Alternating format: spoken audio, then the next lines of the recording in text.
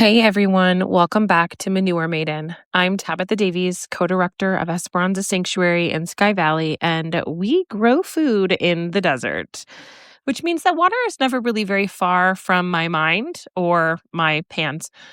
And in today's episode, it is a long one.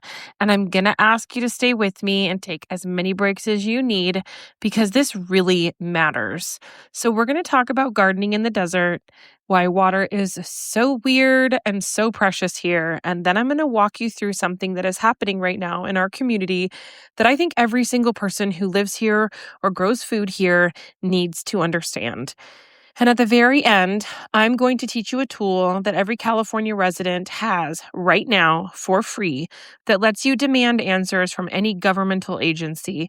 And it is called a CPRA, or a California Public Records Act. And by the end of this episode, you will know how to use it. But let's start first with dirt. Think about what a garden needs: sun, nutrients, and water. In the Coachella Valley and Sky Valley, you have sun in quantities that are almost embarrassing. You have soil that, with the right amendments, can grow almost anything, but water is a completely different story. And it's really different than anywhere most people have gardened before. So picture a sponge, like a giant sponge, buried underneath the entire Coachella Valley, stretching from Palm Springs all the way east towards the Salton Sea. Maybe that sponge happens to be wrapped in a ShamWow. That sponge is called an aquifer. It holds groundwater, water that fell as snow in the mountains, decades, or even centuries ago, filtered through rock and sand and pooled underground. So when you turn on your tap in Sky Valley, Desert Edge, Indio Hills, Palm Desert, Anza, or the city of Coachella, you're drawing from that sponge. Now picture that same sponge being squeezed from multiple directions at once. Agriculture pulls from it, residential growth pulls from it, golf courses, aka waste of pasture land, pull from it, and the sponge doesn't really refill as fast as it's being squeezed. And in some parts of the Coachella Valley, the land has actually sunk. So over the last 3 decades, just because the water was removed and the earth above it settled. In the sciencey land, that is called land subsidence. And there's a lot of peer-reviewed research that we have documenting it happening right here in our area. So when I garden in the desert, I think about every drop, not in like a dramatic or theatrical way, although I could, but in a practical way. Drip irrigation instead of flood irrigation, mulching heavily to keep the soil from drying out between watering, growing things that belong in a dry, hot climate, desert-adapted varieties that know how to use water more efficiently, planting in shade whenever possible to reduce evaporation, and creating guilds that allow you to make your own shade so that we can combine those things together when we don't necessarily have it.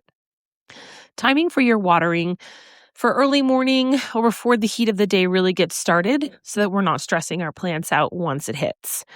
A desert garden is not really a battle against the desert. It's more of like a hostage negotiation situation. You're asking the desert to share, and in return, you have to be very honest about what you're asking for. And that negotiation can get a lot harder when you don't know who controls the water that you're asking for. And that is where this episode gets a little complicated.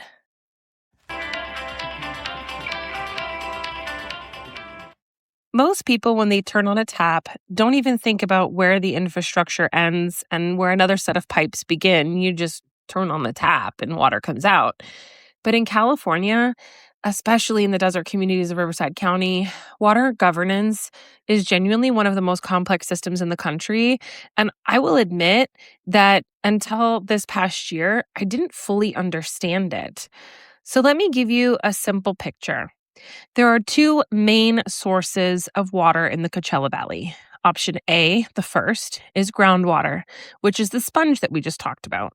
Then option B, which is the second, is Colorado River water, which comes from the big river that flows out of the Rocky Mountains and crosses the desert. California has a legal right to a certain amount of that river water. And that right is constantly being negotiated and renegotiated between 7 states, the federal government, tribal nations, and Mexico. And I will add to this that through our use of the Colorado River water, we've actually caused an entire tribe in Mexico to have to leave their land. And I think that's really important. So the big agency here is called the Coachella Valley Water District. Most people call it CVWD. It has been around since 1918, and it runs a massive amount of the water infrastructure in the Coachella Valley. It manages both groundwater and Colorado River water delivery systems. It also runs stormwater systems, canals, and some wastewater systems. Us here in Sky Valley, we are on ID8, which is part of CVWD. So within CVWD, there's subunits. One of them is called Improvement District 8, or ID8. This is the domestic water system. We don't have clarification, but we know that it serves a minimum of about 10,000 residents across Desert Edge, Sky Valley, Indio Hills, B-Bar, H Ranch, and Garnett. It covers roughly 58,000 acres of mostly unincorporated Riverside County. So if you live here and you have tap water, that's probably ID8 water unless you have your own well, which will then come from the same source, but is your own well. And it is groundwater that is pumped from local wells. So think of it this way. CVWD is like a large property management company that manages multiple buildings. ID8 is one specific building, a smaller residential building that the company has been managing for decades. It is a groundwater-only operation sitting on top of the Coachella Valley aquifer. Now, there's a second water district in this region, and it is called Mission Springs Water District. It serves Desert Hot Springs and some of the surrounding areas. It has its own infrastructure and its own customer base. In early 2026, it became public that the Coachella Valley Water District was in the process of trying to hand ID8 to Mission Springs to take your water system and transfer it to a different company. And that might be fine or it might not be fine. But here's what's not fine. The residents of ID8 were not asked. The public hearing that was held in September of 2025 basically did not put this from CVWD to LAFCO, which is like the county's oversight on any sort of municipal changes like this. So no public hearing was actually held on the change where Mission Springs was now going to absorb ID8. No completed study of what it would cost, what it would mean for rates. Nothing was done first. And then the document that initiated the process, which is a formal letter of intent committing the Coachella Valley Water District to transfer, was signed by their general manager alone with no recorded vote of the elected board authorizing him to do it. I asked CVWD in writing for those records, showing that the board authorized him to sign, and their clerk wrote back and said, no records exist. And those 3 words are the center of this whole fight. And I want to pause here for a moment and make this concrete for you, because water governance sounds abstract, it can be overwhelming, and it's also, I think, in the very beginning, very boring. So imagine you rent an apartment. You've been renting from the same landlord for 20 years. And one day you get a letter saying, your lease has been transferred to a new property management company. Rates may be going up, and the deal was already done before anyone told you. You find out this person who signed the transfer document had no legal authority to do it, and the board that is supposed to make those decisions never voted. And that right there is what happened to the residents of ID8. And there's more. The reason anyone might want to push for this consolidation becomes clearer when you start to look at land. Right in the middle of ID8 service area, there's a 177-acre parcel that used to be the Desert Dunes Golf Club. It sits at 19300 Palm Drive in Desert Hot Springs. It is currently owned by a company called AMAG Inc., which is connected to AMARC Corporation, and there is a proposed development called Movida that would build a large master-planned residential community on that land. And here's a connection. A large residential development needs water capacity. The current ID8 infrastructure is not built for that kind of growth. But if ID8 gets consolidated into Mission Springs Water District with a $50 million state grant funding the upgrade, suddenly the infrastructure exists to support major development. And who benefits? Not the residents who are already there. The people who benefit from upgraded water infrastructure are the developers who are wanting to build. It's not unusual in California. Water infrastructure decisions often run parallel to land use decisions. What makes this unusual is that the normal public process, the hearings, the studies, the votes, that all appears to have been skipped. There's also a water quality piece that I want to be honest with you about. ID8 has chromium-6 in its water supply. That's not a secret. CVWD itself has been very publicly open and acknowledged this issue. And it is an issue across most of the domestic water systems because we are overusing our aquifers. And it is a naturally generating contaminant. And the maximum level that California set out did take effect. So the CVWD authorized contracts in 2025 for the construction of new domestic production wells and transmission mains specifically to deal with those things. However, the ID8 service area is a part of that picture.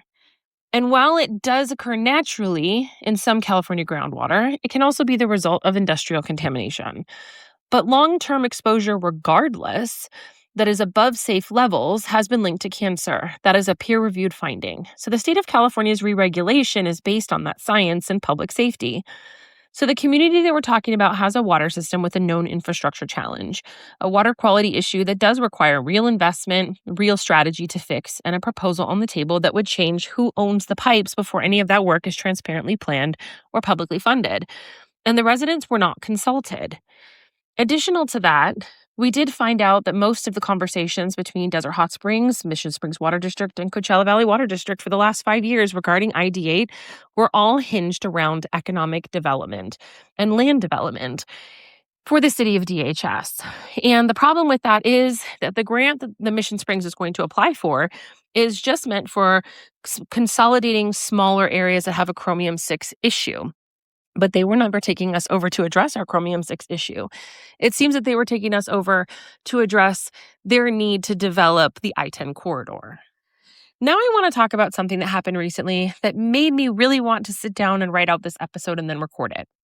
Peter Nelson served as a Coachella Valley Water District Board of Director for Division 4. He was one of the 5 elected members of the Coachella Valley Water District Board. He also served as a member on the Colorado River Board of California, which is a significant position because it means that he was one of the people representing California's interests in negotiations over that massive shared river. So in February of 2026, Director Nelson publicly announced his resignation from the Coachella Valley Water District Board. And the board formally recognized his years of service in April. So I believe April was actually his resignation. I reached out to him on LinkedIn with a request for a podcast interview for the Manure Maidens podcast. 5 mighty followers, very fancy operation. I introduced myself. I mentioned the podcast focus on food sovereignty and desert growing since he has a huge agricultural background, and asked if he would be willing to talk to our community about agriculture and water because I think this is education that is absolutely necessary in the desert. And here's what he wrote back, and I'm reading this exactly. Tabitha, I'd be happy to be on your show after you give a public apology at a Coachella Valley Water District Board meeting, specifically for calling the district and the board morally reprehensible for engaging in talks to transfer governance of water system to Mission Springs Water District, and that your objective in speaking to the board is to ensure there is adequate transparency in these discussions. I think that's fair. I don't disagree with that transparency, and I believe the board and district have your best interests at heart, whether a transfer is completed or not. Your show sounds great. Love your passion. All the best, Peter. So let's sit with that for a second. A public official who helped govern the decision-making process around the ID8 transfer, a process in which no board vote authorized the general manager's letter of intent.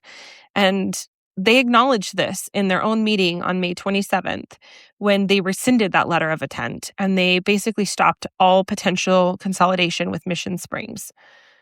He said he would talk to our community about water and agriculture, only if I first publicly apologize for asking for transparency. I called them morally reprehensible. That was a strong phrase, and I own that. And in that same breath of his message, he says he does not disagree that transparency is the right goal. So we agree on the goal. We disagree on whether what happened met that standard. What I want you to take from this is not my feelings about it. What I want you to take is this. When a community member asks a question and then a response from a public official is apologize first, that's information. And it tells you something about how that official views the relationship between their constituents or their ratepayers and the people that elected them to represent them. Water is not a private matter. It is a public resource that is managed by public agencies, paid for by public ratepayers. It is a finite resource, and we don't give back enough to it. So asking questions about it is not something that you should have to apologize for, especially when you were blindsided by a situation that should have been unbelievably clear in the first place. Then I'm going to add another onion layer here, peel back the next one. And I promise I'm going to bring this back to something you can actually do. So in California, public agencies hire law firms to represent them. These firms give legal advice on every major decision the agency makes. When you have one law firm representing many different public agencies across the same region, and those agencies are supposed to be acting independently and in the interests of their own ratepayers, you have a structural question worth asking. So locally, which is beyond local, but I'm just going to discuss locally, the firm Best and Krieger LLP, I refer to them as BBK often, in its own published materials represents over 465 cities, counties, and public agencies across the state of California and serves as general counsel to more than 100 public agencies. In our specific area, they represent the Coachella Valley Water District, the Salton Sea Authority, the City of Palm Springs, the City of Palm Desert, and multiple other agencies. The general counsel for Mission Springs Water District, John Pinkney, spent 18 years at Best and Krieger before founding his current firm. And I'm not saying any of that is illegal. Concurrent representation of multiple public agencies, I think, from what I'm researching, is common and allowed under California law with appropriate disclosures. But what I am saying is that when the same small network of attorneys advises every party to a deal, the question of whose interests are actually being protected, I think, is a legitimate public question. Think of it like this. In a real estate transaction, you're not allowed to have the same attorney represent both the buyer and the seller because their interests are not the same. The rule exists to protect both parties. Like public agency law, the equivalent protections are weaker, and the public is often not aware enough to ask. And asking is not an accusation. It's how democracy is supposed to work. You're supposed to be able to ask and get an answer and understand a situation that you wouldn't normally understand better. So let's talk about what is a CPRA and how do you use one? And it is your tool. CPRA stands for California Public Records Act. It is a state law currently codified in the California Government Code starting at section 7920. The Cliff Notes version is almost everything that a California government agency creates or receives in the course of doing public business is a public record, and you have the legal right to inspect it and get copies. An analogy that I like is a library. Imagine that the government agency is a library, and every document they have ever created or received, every email, every contract, every meeting, every minute, every report, it's in a book in that library. The CPRA is your library card. You don't have to explain why you want to read the books. You don't have to be a journalist or a lawyer. You don't have to be a resident of that agency service area, though having a legitimate interest doesn't hurt. You just have to ask. So here's how the process works. Step 1, identify the question that you have. I guess I should say this is step 1A and B. What is it that you don't understand that you need to understand better? And then look at what document could they have that is going to answer that question. And then identify what it is that you want as far as that document goes and who has it. You have to be as specific as you can about documents you're looking for. So like if you were to say, give me everything that you have, it's technically allowed, but it really gives the agency room to take forever to go through your request. Like, quote, all emails between General Manager and Mission Springs Water District, October 1st, 2025 and February 28th, 2026. It's harder to say, I'm going to ask for an extension on, or that is too broad, or it's going to take an enormous amount of time for us to do that. Next is to find out like what agency holds those records, because your CPRA goes to the agency that has them. So if you want CVWD records, you send it to CVWD. If you want Coachella City Council records, you send it to the Coachella City Clerk. And the next thing is to like write your request out.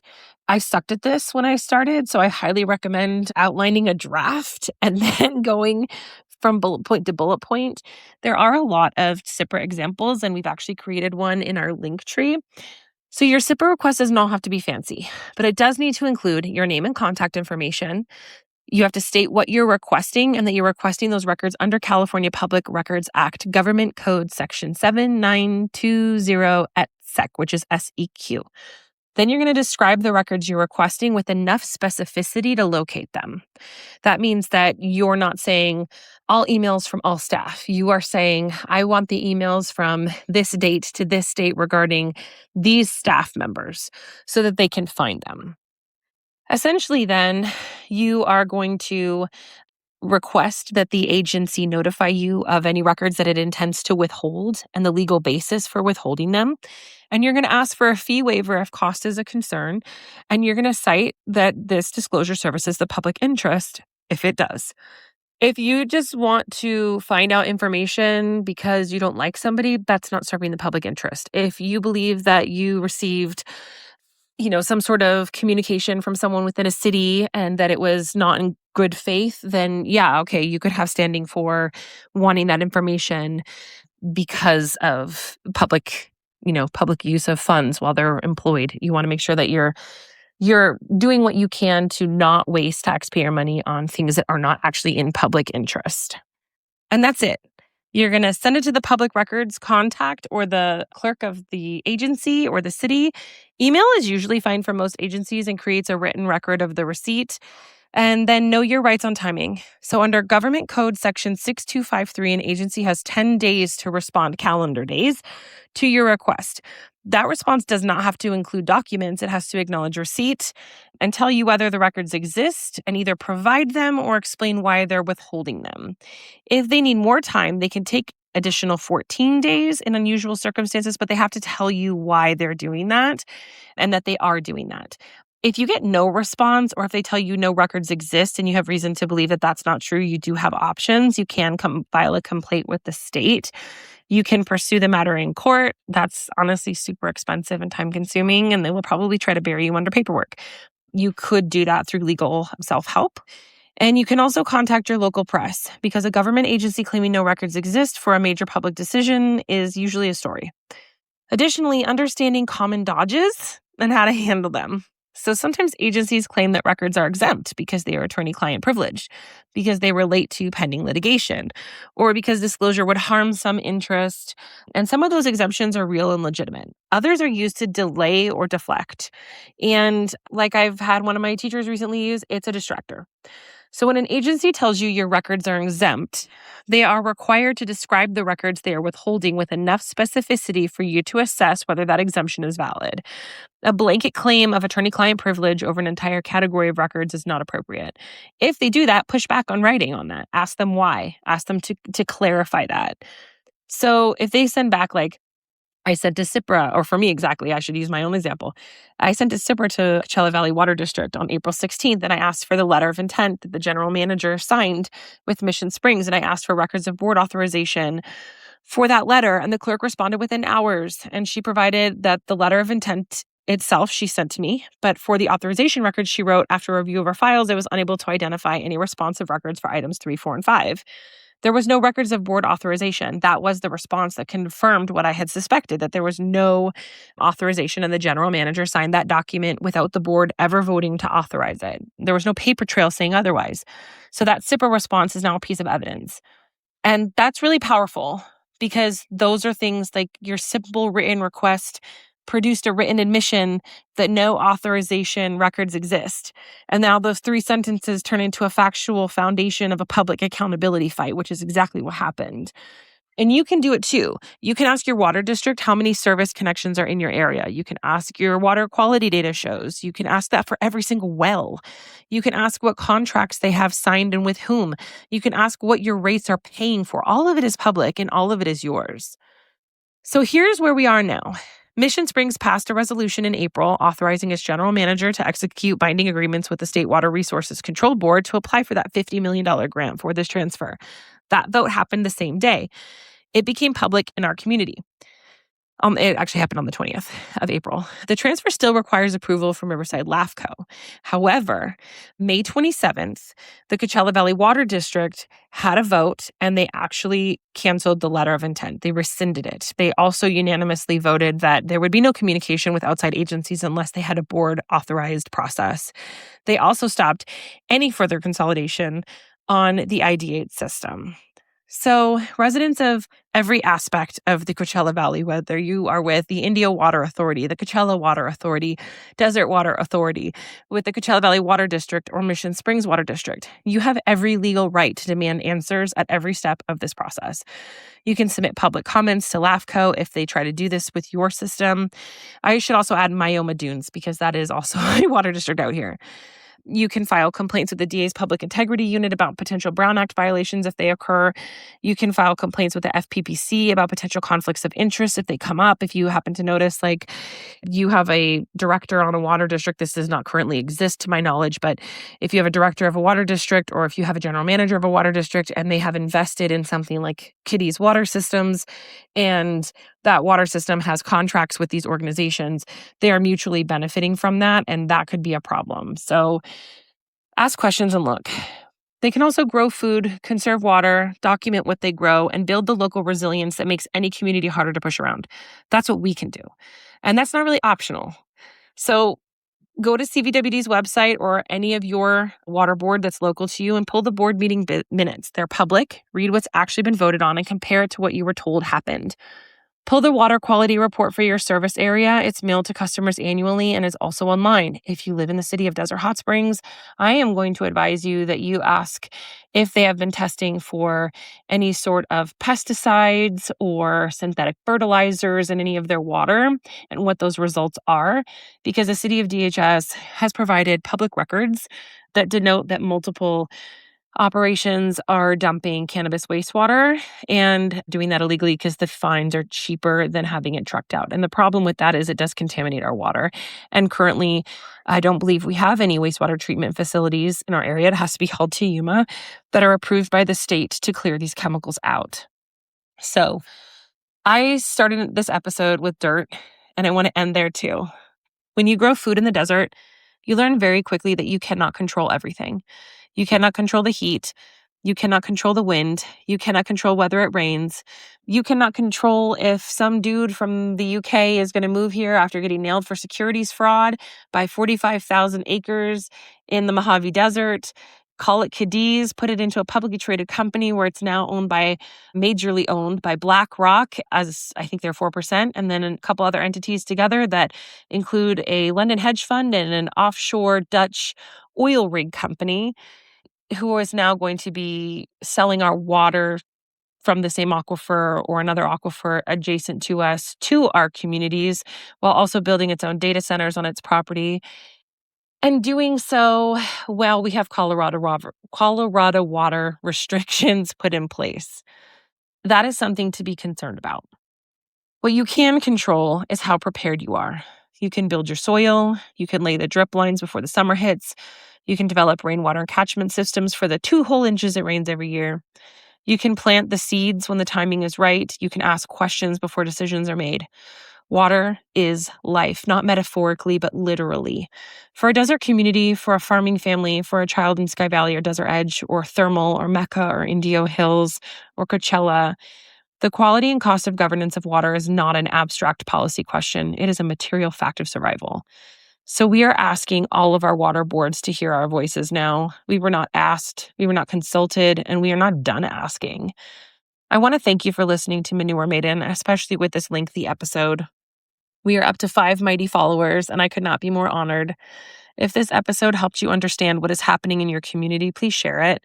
If you have questions, write to me at esperanzasanctuary@gmail.com and go water something, hopefully with compost.